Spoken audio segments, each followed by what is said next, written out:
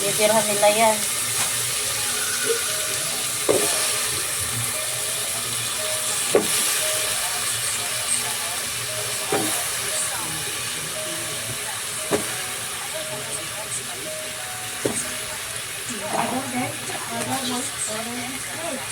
Wait lang na.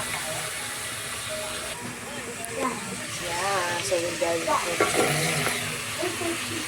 Malunggay ko. Para mas masarap.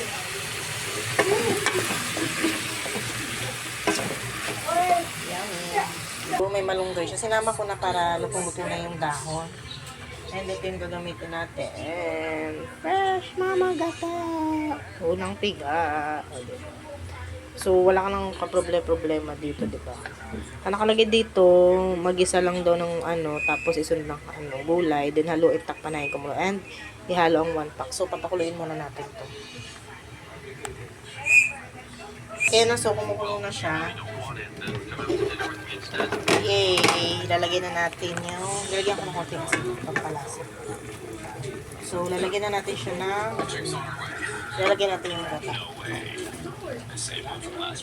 Yeah.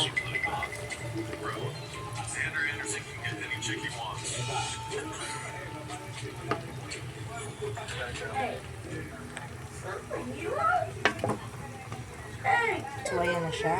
Ayan lang natin siya kumulo para yung gata is manood sa guba. Yeah! Alam niyo ba kung anong kapartner yun ito? Isda.